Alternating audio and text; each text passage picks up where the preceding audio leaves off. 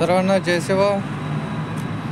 मी किशोर चौधरी आणि माझ्यासोबत असलेले सचिन भाऊ चचाने, चंदन भाऊ कोहळे.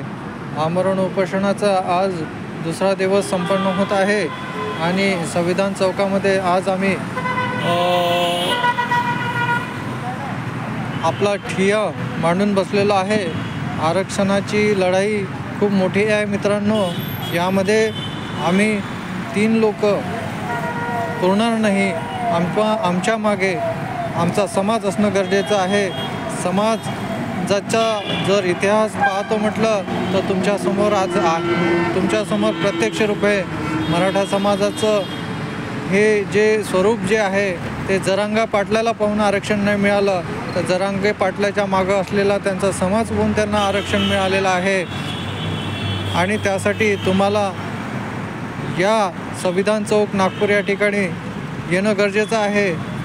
आदिवासी गोंडगोवारी समाजाला जर न्याय मिळायचा असेल तर त्यासाठी समाजाने सुद्धा आपली भूमिका स्पष्ट करणे आणि आमरण उपोषण या ठिकाणी येणे गरजेचं आहे. मी तुम्हाला काल आपल्या प्रमुख 4 मागण्यांपैकी एक मागणी सांगितली होती.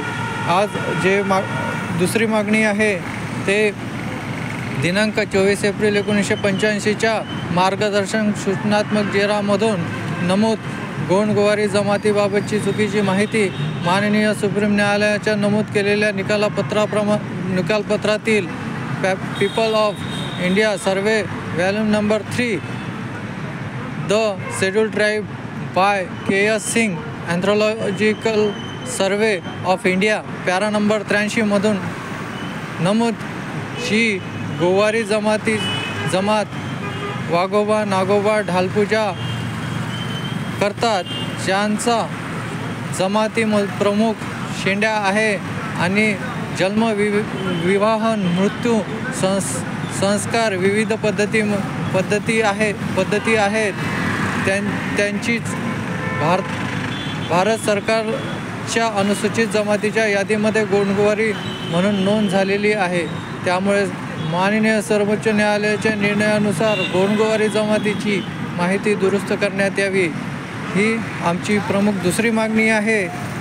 उद्याला परत लाईव्ह येताना मी तुम्हाला तिसरी मागणी सांगेल. मित्रांनो, तुम्ही रस्त्यावर येणं गरजेचं आहे. संविधान चौकामध्ये पोहोचणं गरजेचं आहे आणि तेव्हाच कुठे आपल्याला न्याय मिळू शकते. शासन आपल्याकडे वारंवार दुर्लक्ष करत आहे. या शासनाला न्याय देणं भाग पाडण्यासाठी आम्हाला संपूर्ण समाज बांधवांना या ठिकाणी उपस्थिती दर्शवली पाहिजे.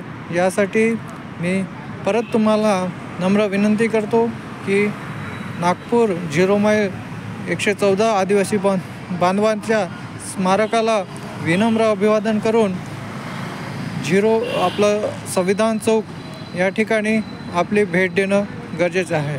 धन्यवाद.